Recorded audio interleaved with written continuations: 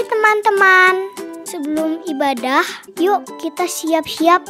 Teman-teman, sebelum ibadah kita mandi dulu ya, biar gak ngantuk dan biar segar. Teman-teman, kita sarapan dulu ya, biar selama ibadah gak lapar.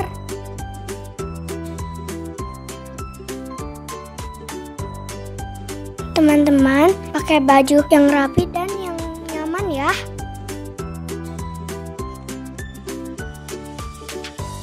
Saat pujian ikut menyanyi ya, dan ikutin gerakannya ya. Sekarang kita duduk yang manis ya, karena mau mendengarkan firman Tuhan. Enjoy ya, dan mengikuti ibadah online. God bless you. Halo Shalom Kids. Halo Shalom Kids. Wah, senang sekali ya hari ini kita bisa bertemu lagi untuk ibadah bersama-sama lagi. Ya, sebelum kita mulai ibadah pada hari ini, kita berdoa dulu ya. Nanti Tante Esther pimpin kita dalam doa. Ya. Mari kita berdoa. Tuhan Yesus yang baik, kami mengucap syukur Tuhan buat pagi ini. Kalau masih Tuhan beri kesempatan buat kami untuk kami boleh berbakti, kami boleh memuji Tuhan, dan kami boleh mendengarkan firman Tuhan. Kami mau memberikan yang terbaik karena Engkau sudah begitu baik kepada kami. Terima kasih Bapa, kami siap memuji Tuhan. Kami mau melakukan semuanya untuk kemuliaan nama Tuhan. Di dalam nama Tuhan Yesus kami berdoa dan mengucap syukur. Amin. Amin. Nah, Shalom Kids dan Tante Esther, tahu nggak hari ini hari apa? Hari Minggu, Tante. Betul ya, adik-adik di rumah juga pasti tahu hari ini hari Minggu. Tapi selain hari ini hari Minggu, hari ini adalah hari yang telah dijadikan Tuhan. Iya, setiap hari Tante. Betul, Senin, Selasa, Rabu, Kamis, Jumat, Sabtu, Minggu. Iya. Semua hari yang dijadikan Tuhan. Jadi mari kita bersuka. Yuk kita angkat pujian ya, hari ini hari yang telah dijadikan Tuhan.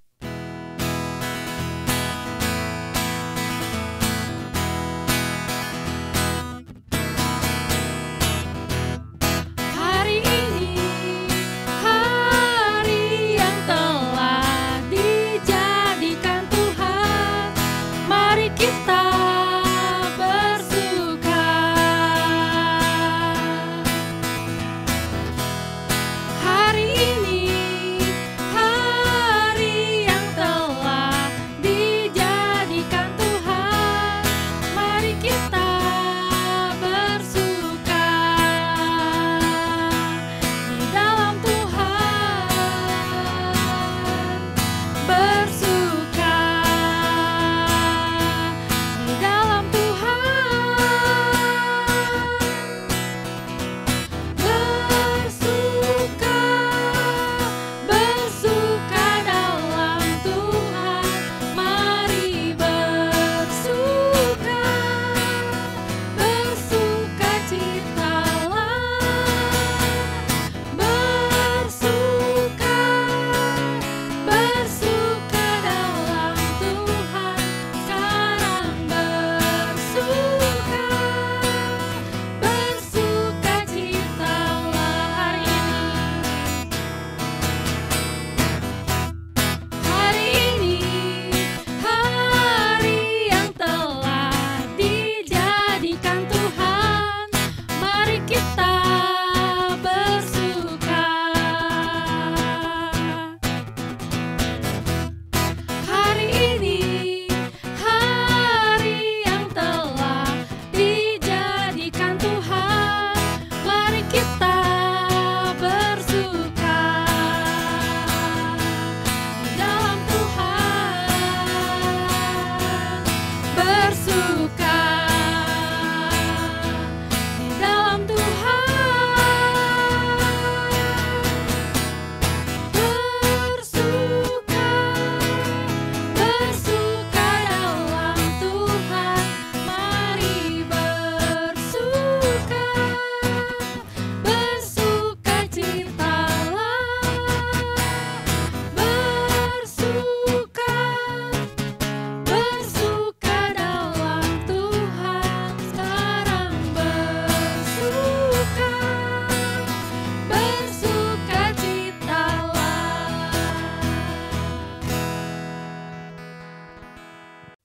bersuka cita ya Tante Esther? Masih. Koko Tante Hari Eli. juga pasti ya masih semangat. Iya, masih semangat. Wah, nggak kerasa ya adik-adik, kita sekarang udah ada di bulan Desember. Iya. Nah, berarti bentar lagi kita merayakan hari apa nih Tante Hari Esther? Natal. Betul. Ya, hari Natal, hari kelahiran juru selamat kita, Tuhan Yesus Kristus. Sekarang kita mau nyanyikan ya salah satu lagu Natal, Gita Sorga Bergema.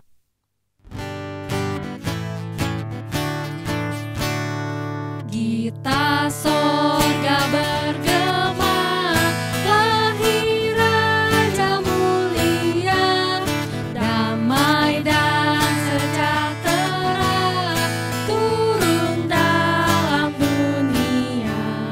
Bangsa-bangsa bangkitlah dan bersoraklah serta permaklumkan kabar baik.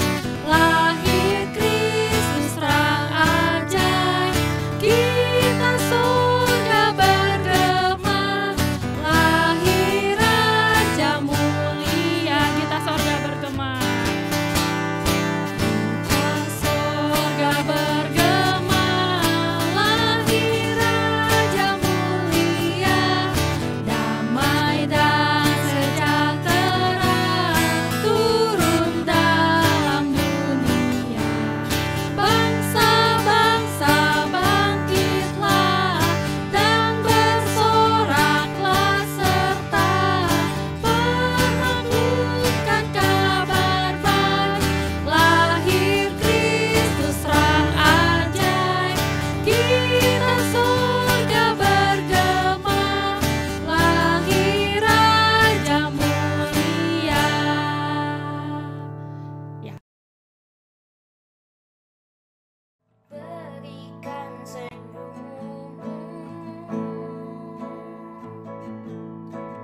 kepada mereka, karena ini Natal, dan Natal ialah cinta.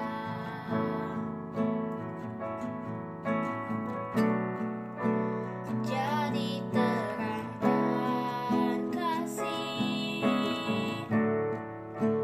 bagi mereka, suatu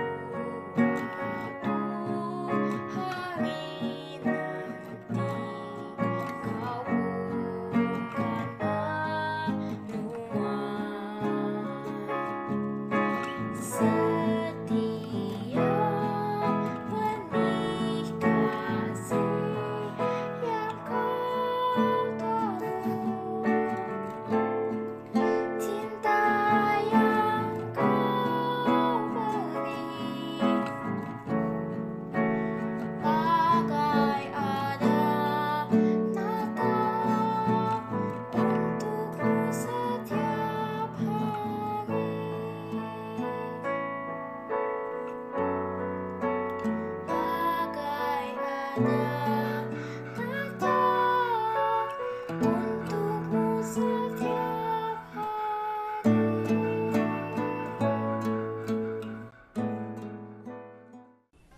Halo teman-teman, yuk ikutan ibadah Natal sekolah minggu GP Shalom. Ingat ya, hari Jumat 25 Desember 2020 jam 8 pagi di YouTube GGP Shalom Bandung. God bless you. Yuk nonton yuk.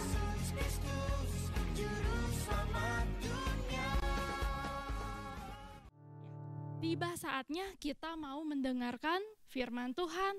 Yuk kita siapkan hati kita ya, supaya kita turut dalam kehendak Tuhan, kita dengarkan firman Tuhan, kita minta tolong supaya Roh Kudus membentuk setiap pribadi kita menjadi seturut dengan kehendak Tuhan. Kita mau angkat satu buah pujian, bagaikan bejana siap dibentuk.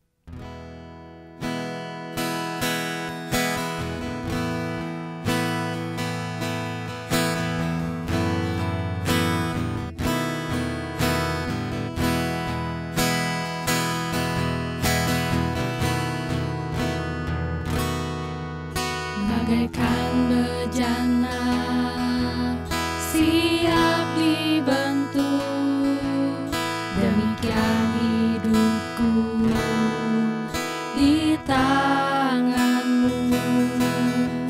Dengan urapan kuasa Roh-Mu, ku dibaharui selalu. Jadikan ku Allah dalam rumah-Mu, inilah hidupku di tangan-Mu. Bentuklah seluruh kehendak-Mu, pakailah sesuai rencana-Mu.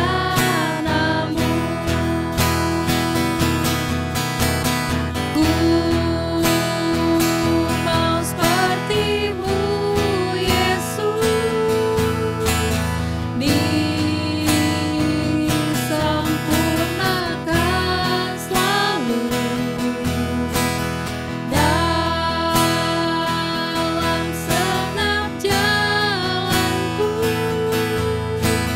memuliakan nama-Mu. Ku mau seperti-Mu, Yesus. Ku mau seperti-Mu, Yesus, disempurnakan selalu dalam segenap jalanku, memuliakan nama-Mu. Memuliakan nama-Mu. Memuliakan nama-Mu.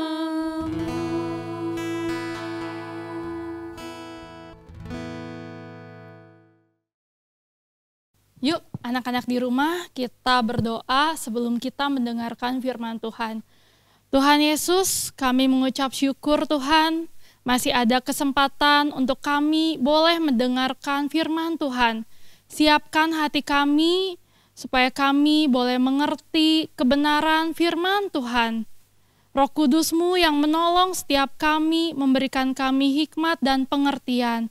Tuhan Yesus, kami juga berdoa untuk hamba-Mu yang akan menyampaikan firman Tuhan. Di dalam nama Tuhan Yesus, kami sudah berdoa dan mengucap syukur. Haleluya, amin. Hai anak-anak, apa kabar kamu? Duh, tante ini lagi bingung anak-anak, lagi agak susah gitu, agak sedih juga sih. Kamu pengen tahu kenapa tante agak bingung, terus agak susah, agak sedih gitu? Gini anak-anak, begini anak-anak, coba kamu ingat gak peristiwa waktu Yesus mau dilahirkan? Waktu itu Maria dan Yusuf itu harus pergi dari Nazaret ke Bethlehem anak-anak untuk sensus. Sensus, kamu tahu nggak apa itu sensus? Sensus itu pendaftaran anak-anak. Jadi Yusuf dan Maria pergi ke Bethlehem untuk mendaftarkan diri. Karena waktu itu Kaisar Agustus itu yang waktu itu jadi raja di Israel itu memerintahkan untuk semua orang, semua penduduk untuk sensus, untuk daftar anak-anak. Dan waktu itu anak-anak, Maria itu sedang hamil kuda, udah mau melahirkan Alkitab bilang. Jadi bayangin anak-anak, perjalanan dari Nazaret ke Bethlehem itu gak gampang. Apalagi buat perempuan yang seperti Maria sedang hamil gede. Berat anak-anak. Terus kalau lagi hamil besar gitu, punggung itu sakit. Sering sakit. Terus suka gampang pengen pipis anak-anak. Karena bayi yang di dalam perutnya itu udah menekan kantung kencing yang ada di dalam perut kita. Jadi Maria itu, waduh pasti nggak gampang loh. Dia perjalanan dari Nazaret ke Bethlehem itu bukan perjalanan yang pendek. Dan waktu itu belum ada mobil anak-anak. Belum ada bis, belum ada kereta api. Apalagi angkot kayak di Bandung. Belum ada anak-anak. Mereka itu harus, ya kalau mereka orang kaya, mereka bisa beli kuda. Tapi Maria dan Yusuf ini orangnya sederhana. Mereka mungkin harus jalan kaki. Atau mungkin juga seperti yang suka ada di sandiwara-sandiwara Natal itu, mungkin naik keledai juga. Atau mungkin juga naik gerobak anak-anak. Karena Yusuf kan tukang kayu ya. Dia suka bikin kursi, pintu. Nanti ngangkutnya masa dipanggul gitu ya. Kemungkinan besar dia punya gerobak. Ya, kemungkinan juga Maria itu naik gerobak juga, tapi enggak terus-terusan naik gerobak. Terus kemungkinan ada jalannya juga. Karena anak perjalanannya itu 3 hari paling sedikit. Bahkan mungkin lebih. Untuk Maria yang sedang hamil besar itu, wah mungkin harus sering istirahat, mungkin lebih dari 3 hari. Nah anak-anak, itu perjalanan tuh udah jauh, susah lagi perjalanannya anak-anak. Mereka itu harus nyebrangin sungai Yordan, harus naik ke bukit karena Bethlehem itu ada di atas. Dari Nazaret itu harus nanjak anak-anak. Waduh, pasti itu perjalanan yang repot, susah. Tapi ini dia yang bikin tante bingung itu anak-anak. Di Alkitab kalau kamu baca ya di dalam Lukas 2, ini yang tante ceritain itu ada di dalam Lukas 2 ayat 1 sampai 7. Nanti kamu baca ya di rumah ya anak-anak. Nah di situ di dalam Lukas 2 ayat 1 sampai 7 itu tante itu enggak lihat loh, enggak baca tuh Maria itu ngomel, menggerutu, terus marah-marah gitu. Atau nangis apa gitu, gak ada. Itu dia yang tante bikin bingung.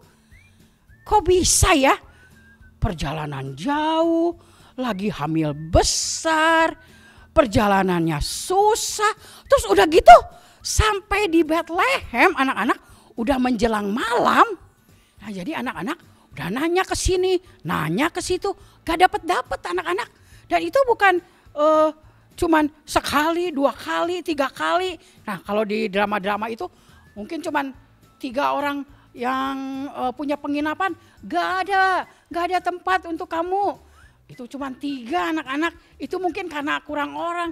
Banyak anak-anak yang ditanyanya pada waktu itu sama Yusuf. Mungkin dari ujung depan sampai ke hampir habis anak-anak rumah-rumahnya ditanyain. Sampai akhirnya anak-anak seudah agak malam juga mungkin ya, akhirnya dapat satu tempat. Tapi itu juga tempat di bawah, di tempat di mana ada kambing, ada ternak, ada domba di situ. Ya tapi oke lah daripada nggak ada, ya nggak? Yusuf dan Maria akhirnya asik juga nih, dapat akhirnya tempat untuk mereka istirahat. Dan mungkin mereka nggak bisa langsung tiduran, langsung beres istirahat gitu, nggak mungkin. Mereka mungkin harus beres-beres dulu, harus bersih-bersihin dulu gitu, baru mereka dapat istirahat. Dan di tempat itulah anak-anak Tuhan Yesus lahir. Dan Maria mengurus bayi Yesus itu dengan lembut. Dia membungkus, membedong ya, kalau di orang Sunda tuh dibedong anaknya pakai kain lampin yang udah dia siapin sebelumnya anak-anak. Nah anak-anak, kenapa ya yang tante heran dan bingung itu, kenapa ya Bapak Yusuf dan Maria ini kok bisa sabar gitu anak-anak. Enggak mengeluh, gak ada di tulisan di dalam Lukas 2 itu. Ada tulisan mereka itu ngomel-ngomel, mengeluh-ngeluh, bersungut-sungut gitu. Gak ada anak-anak. Nah, Tante memikirkan hal seperti ini anak-anak. Mereka bisa sabar bahkan dalam keadaan yang tidak mengenakan seperti itu anak-anak. Dan itu anak-anak sangat menyukakan hati Bapa di dalam surga. Sebab kamu tahu enggak, kesabaran itu adalah buah roh anak-anak. Kalau kamu nanti baca lagi ya di Galatia 5, itu adalah buah roh kesabaran itu anak-anak. Dan yang namanya buah itu enggak bisa anak-anak cepet gitu. Bisa diambil buahnya. Kalau misalnya kamu nanam mangga misalnya, kamu tanam mangga di tanah bijinya gitu. Gak bisa seminggu kemudian kamu asik ada buah mangga di depan rumah saya. Gak bisa anak-anak, harus nunggu. Kamu harus memeliharanya, harus nyiram. Jadi ada waktu yang harus dihadapi ketika kita ingin mendapatkan buah mangga. Mungkin setahun, 2 tahun atau bahkan lebih. Kalau misalnya kamu tanam mangga, seminggu kemudian kamu bisa bawa ke mama, mama ini ada mangga. Itu pasti bukan mangga yang kamu tanam. Kamu pasti beli di pasar mangga itu. Jadi kalau untuk mendapatkan buah mangga itu enggak sebentar waktu yang harus kita tunggu. Belajar bersabar itu juga seperti itu, karena itu dikatakan buah roh. Yang namanya buah roh itu enggak bisa langsung sabar gitu. Tuhan beri saya kesabaran misalnya gitu ya. Kamu berdoa kemudian Tuhan Allah itu memberi aja kesabaran. Kamu jadi sabar gitu. Gak bisa seperti itu anak-anak. Maria dan Yusuf itu pasti dia udah belajar anak-anak. Kuncinya adalah kata belajar. Karena itu kamu udah harusnya bersyukur. Kalau dalam 1 bulan ini temanya itu adalah tema tentang bersabar anak-anak. Jadi kamu bisa mulai dari sekarang anak-anak. Mulai belajar bersabar. Karena seperti tadi saya katakan, sabaran itu adalah buah roh anak-anak. Nah, kembali lagi ke tadi ya, ke tanaman si mangga itu anak-anak. Kalau mangga itu kamu rawat baik-baik, kamu urus, kamu pelihara baik-baik, disiram, nanti pohon mangga itu bakal tumbuh, kemudian keluar batangnya, kemudian daun-daunnya rimbun gitu anak-anak. Kemudian gimana caranya supaya dia berbuah? Mangga itu, pohon itu anak-anak harus mengeluarkan bunga. Bunga dulu, bukan buah dulu. Harus berbunga dulu anak-anak. Nah, bagaimana caranya bisa berbunga anak-anak? Nah, daun-daunnya itu menyerap sinar matahari. Akar-akarnya menyerap sari-sari makanan di dalam tanah anak-anak. Baru kemudian ada bunga. Bunga itu cantik anak-anak. Warnanya bagus, harum. Itu supaya apa anak-anak? Supaya serangga-serangga, kupu-kupu, lebah, terus apa lagi? Capung mungkin ya. Serangga-serangga seperti itu bisa tertarik sama bunga itu. Kemudian hinggap di bunga itu. Nah, setelah dihinggapi oleh serangga-serangga itu, bunga itu bisa kemudian tumbuh jadi buah yang kecil, makin lama makin besar, mungkin muda dulu, kemudian makin lama makin ranum, makin mateng. Nah, kamu bisa petik, kamu bisa kupas si buahnya, kemudian kamu bisa makan. Aduh, enak manis. Itu baru kamu rasakan buahnya. Nah, anak-anak, kehidupan Kristen, anak-anak Tuhan juga harus seperti itu. Kamu harus berbuah. Wah, waktu kecil ya. Waktu tante kecil, waktu tante sekolah minggu, tante ingat pernah diajarin satu lagu. Kata-katanya begini anak-anak.